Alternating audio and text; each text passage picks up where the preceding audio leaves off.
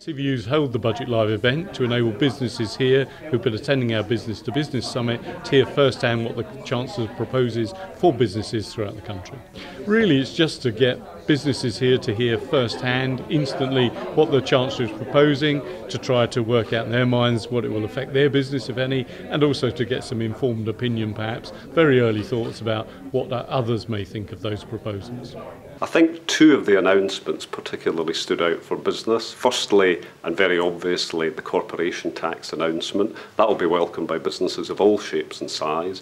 And secondly, the announcement relating to investment allowances, particularly for manufacturing businesses involved in capital projects. Well, I think particularly here in the northeast of England, we're all very focused on the Northern Powerhouse. We're delighted that there's so much focus in the north of England and that the government's talking about it and taking action.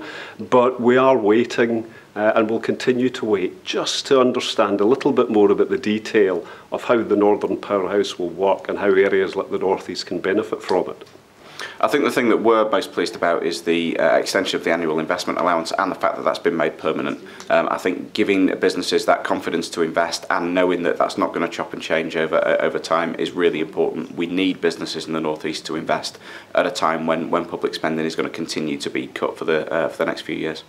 There was lots in it for individuals. There was some things in it for individual businesses. There was very little in it for the North East economy as a whole, and I think we'll be looking towards the autumn spending review. I think for me it was the corporation tax allowances that will encourage growth and development, and also the capital allowances, investment allowance, which hopefully will invigorate and start investment in our businesses. I think, like most people have thought and said already about the Northern Powerhouse, they did start to say about building, training and developing, but actually the North East was missing, so that was a huge disappointment. But I'm sure there will be planning and all conversations around where the North East has that place. But I think we would like to see more conversation around where that fits. Well, I think the first highlight was really the reduction in corporation tax, which will obviously benefit businesses greatly.